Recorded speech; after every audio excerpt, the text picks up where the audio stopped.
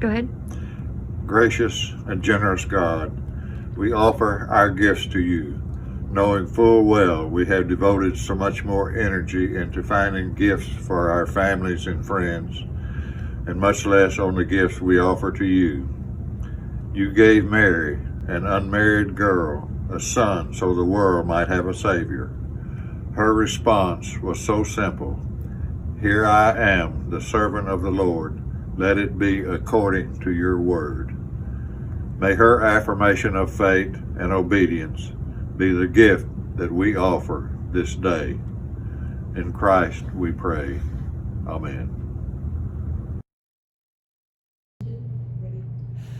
Praise God from whom all blessings flow. Praise Him, all creatures here below. Praise Him, all mighty heavenly hosts. Praise Father, Son, and Holy Ghost. Amen.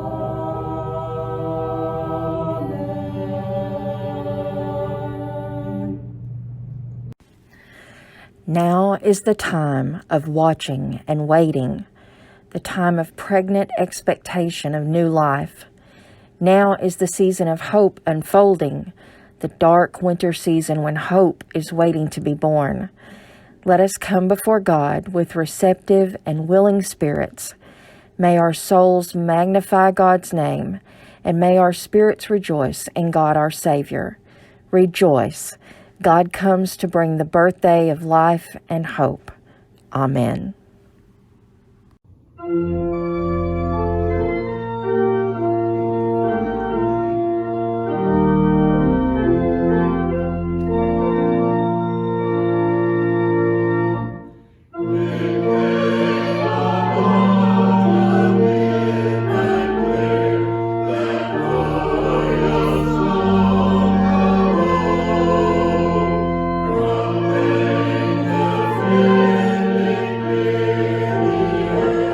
To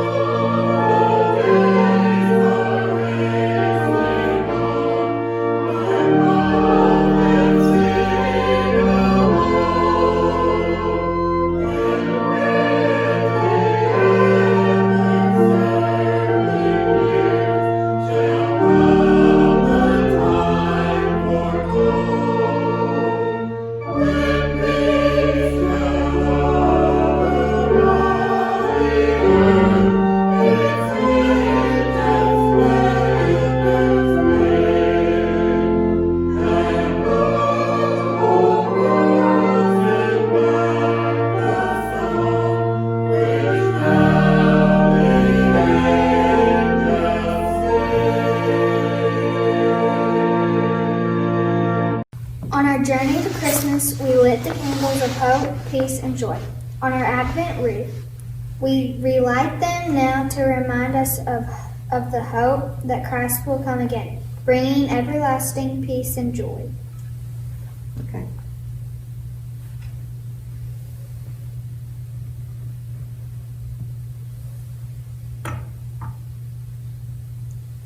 This is the fourth Sunday of Advent, so we lit the last candle, the candle of love.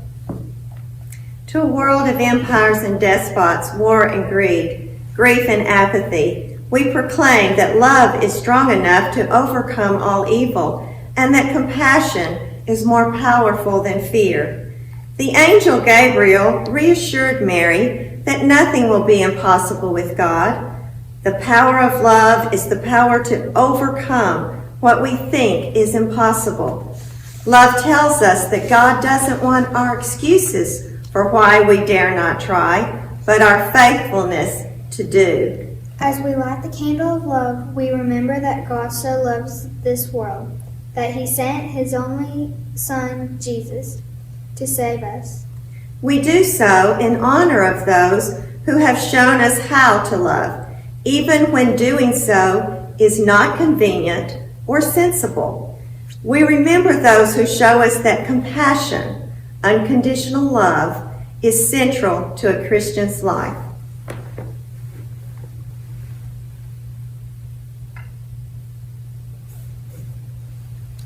Let us pray.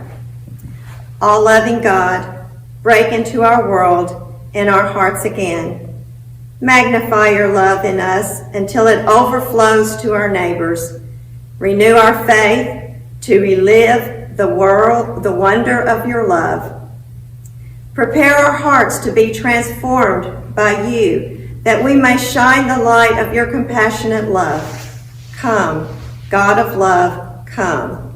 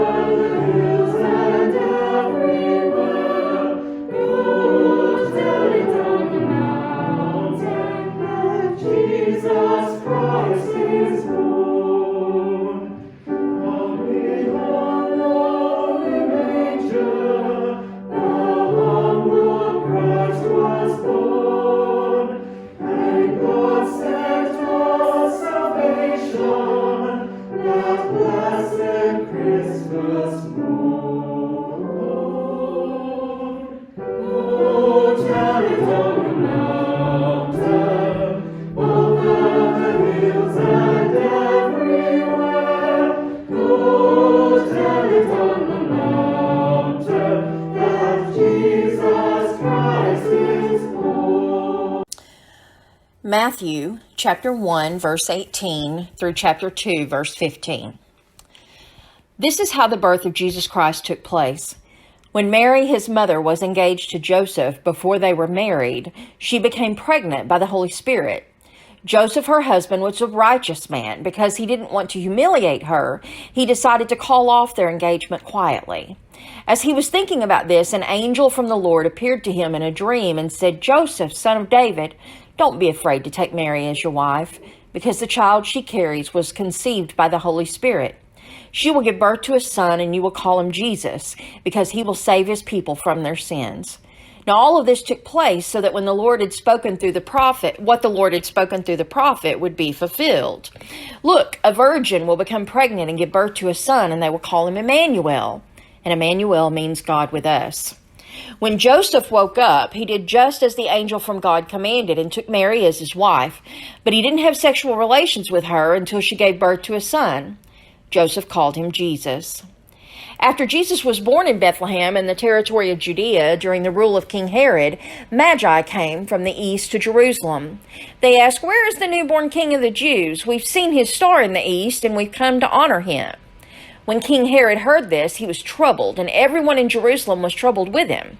He gathered all the chief priests and the legal experts and asked them where the Christ was to be born. They said, "In Bethlehem of Judea, for this is what the prophet wrote. You, Bethlehem, land of Judah, by no means are you least among the rulers of Judah, because from you will come one who governs, who will shepherd my people Israel." Then Herod secretly called for the Magi and found out from them the time when the star had first appeared. He sent them to Bethlehem, saying, "Go and search carefully for the child. When you've found him, report to me, so that I too may go and honor him." When they heard the king, they went, and look, the star they had seen in the east went ahead of them until it stood over the place where the child was. When they saw the star, they were filled with joy. They entered the house and saw the child with Mary his mother. Falling to their knees, they honored him. Then they opened their treasure chest and presented him with gifts of gold, frankincense, and myrrh. Because they were warned in a dream not to return to Herod, they went back to their own country by another route. When the Magi had departed, an angel from the Lord appeared to Joseph in a dream and said, "Get up, take the child and his mother, and escape to Egypt. Stay there until I tell you, for Herod will soon search for the child in order to kill him." Joseph got up and during the night took the child and his mother to Egypt. He stayed there until Herod died. This fulfilled what the Lord had spoken through the prophet, "I have called my son out of Egypt." This is the word of God for us, the people of God. Thanks be to God.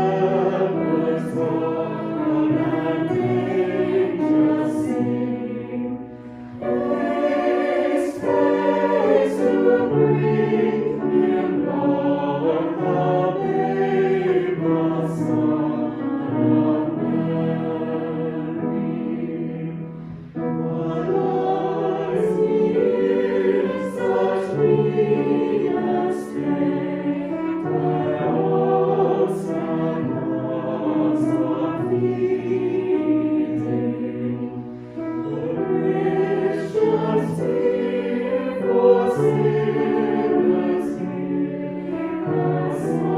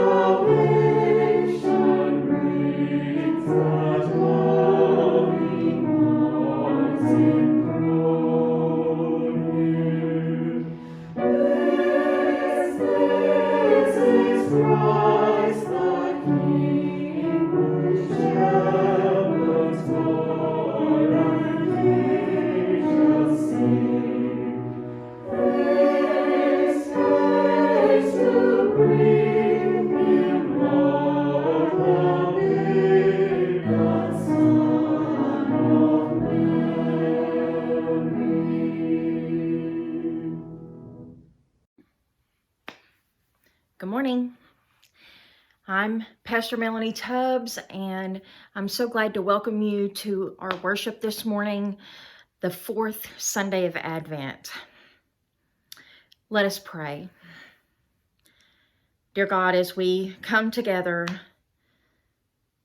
from many different places, and as we face a Christmas season probably very different from any that any of us have experienced before, we just open our hearts and our minds, ask you for your blessings, for your peace and for your hope and for your understanding. Dear God, in this moment, I ask that either through me or in spite of me, you will help to illuminate this amazing story today. I ask this in your holy name. Amen.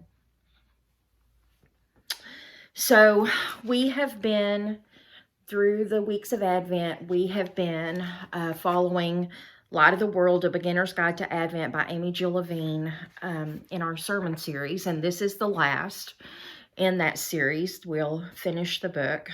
And in that book, she has really looked at the scriptures in Luke and Matthew.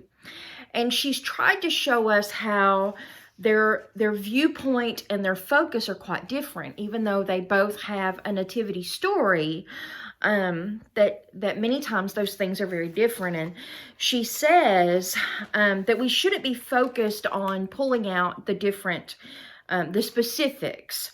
This is what she says. Our role as historians is to ask, what would these stories have conveyed to the people who first heard them?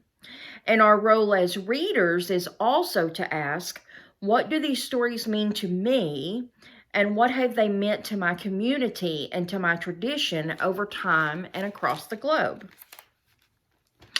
One of the things that she focuses on, even though it wasn't in the scripture that I read to you, we started at verse 18 in what I read to you, but the first 17 verses of Matthew chapter 1 is actually a genealogy for Jesus.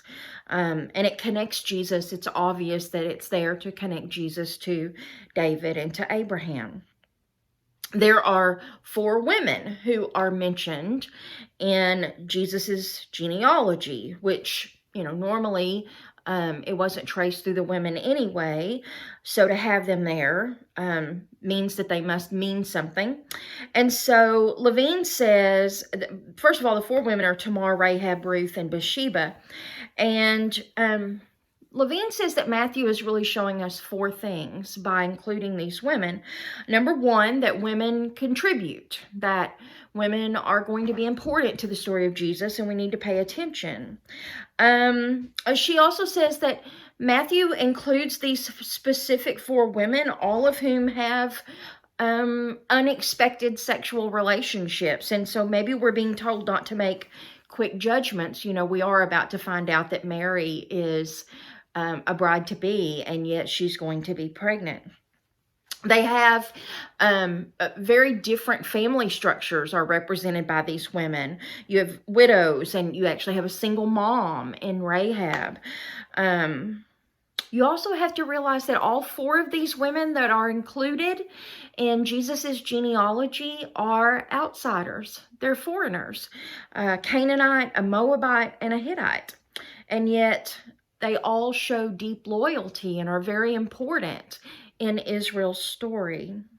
Maybe Matthew is setting us up to show us that the good news that he's about to tell us is for everyone.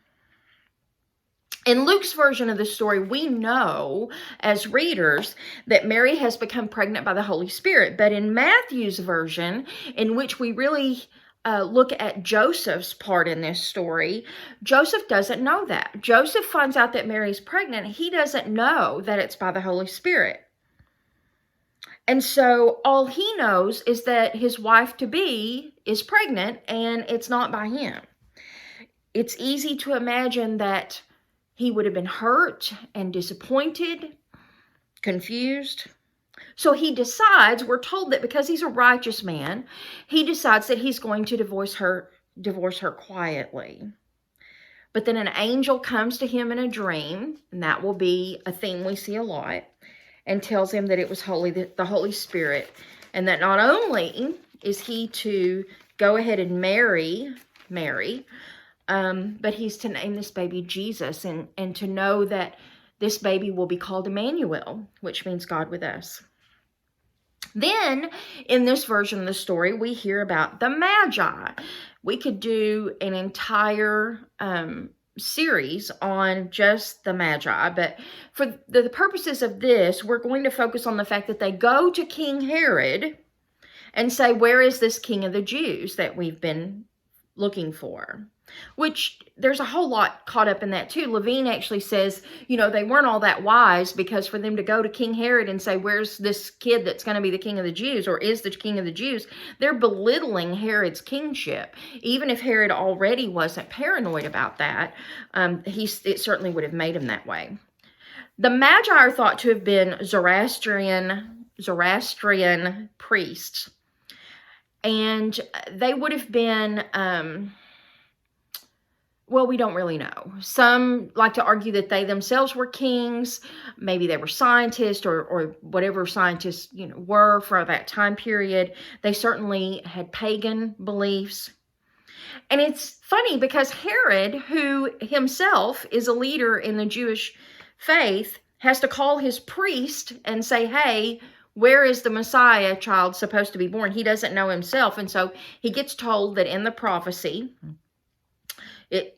it says that the Messiah will be born in this place. And so Herod sends the Magi out to look for this child, telling them, when you find the child, come back and tell me where you found him. Then we're introduced to the star. This star that led the Magi to find the baby. And I'm going to read to you from Levine. According to Matthew, a star guided the Magi to Jerusalem, and then from Jerusalem to Bethlehem, where it stopped directly over Mary and Joseph's house. Let's think about this.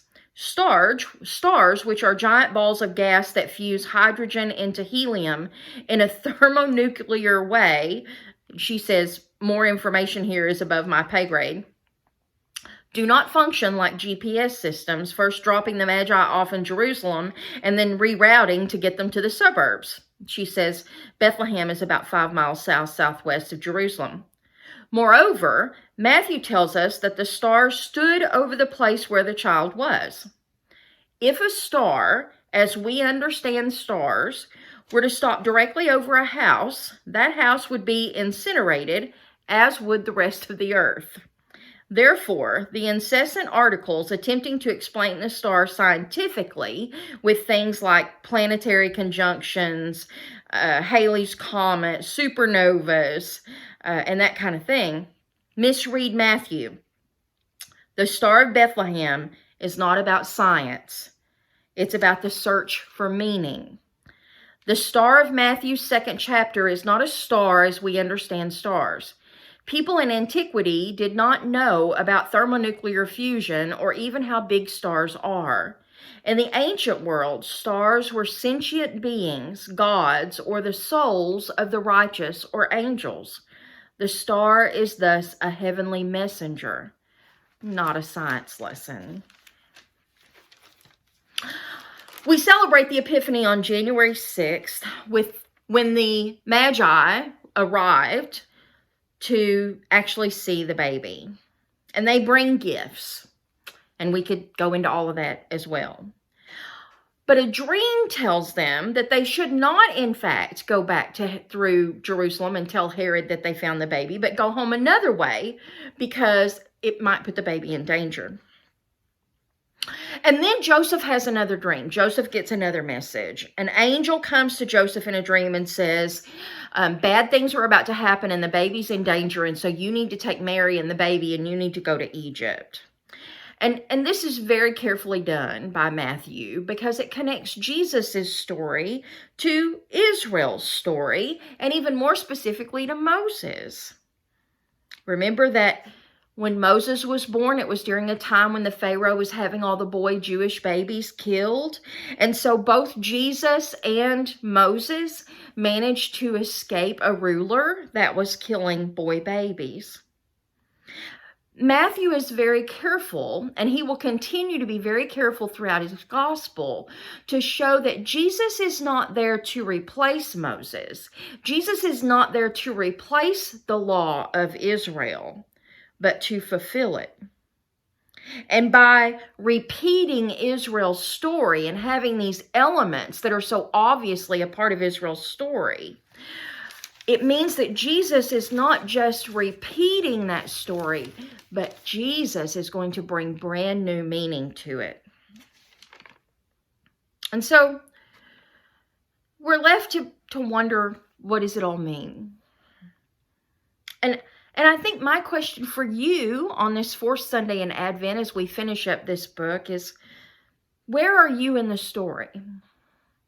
Are you Joseph, disappointed and hurt and by what he thinks is betrayal? Are you the Magi, desperately seeking and accidentally looking in the wrong place for whatever it is that you're seeking? Are you the women in Jesus's genealogy, caught in bad circumstances, maybe being judged for a situation beyond your control or a mistake that you've made in the past? I think we're supposed to know and notice that Joseph got quiet, and when he did, he heard the voice of God's messenger. And in doing so, became the earthly father of the Messiah, even to the point of saving the child's life.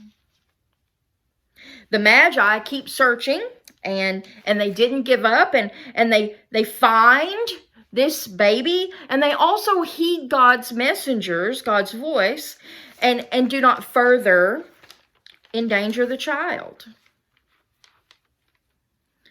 And the otherwise questionable women in Jesus's family list, whatever their circumstances and wherever they came from, they become mothers and grandmothers to King David and eventually to Jesus himself. They are named as matriarchs in Jesus's genealogy here in the Gospel of Matthew. And so I think that it all adds up to show that the Christmas story is a story of determination. It's a story of righteousness. It's a story of forgiveness. It's a story of strength, prayers, and answers.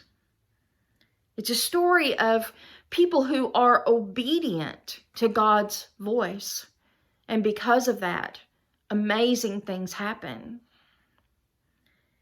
And it's a story intended not only for the people of Israel, but for everyone, for all of us who seek the hope and the peace and the joy and the love of Christmas, for all of us who devote our lives to following the God of all, who loved us so much, who was so determined to reach us, that God took the form of the most defenseless creature on earth, a human baby, and lived through all of the ups and downs and pains and sorrows, all of the hurts that a human lives through, just to be close to us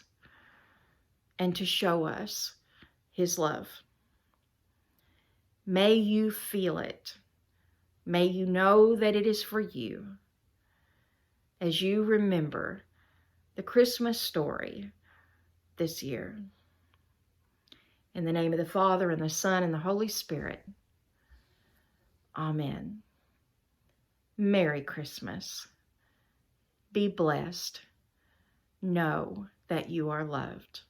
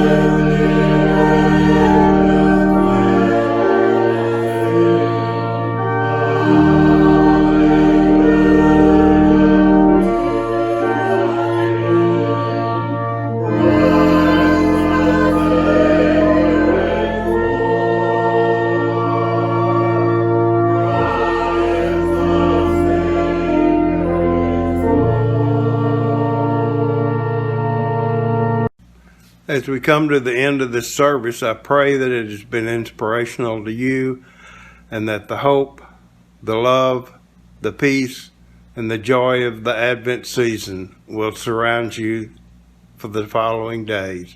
We pray these things in the name of the Father, the Son, and the Holy Ghost. Amen. Surely the presence of the Lord is in this place. I can feel his mighty power and his grace. I can feel the brush of angels' wings. I see glory on each face. Surely the presence of the Lord is in this place. Bye guys, love you.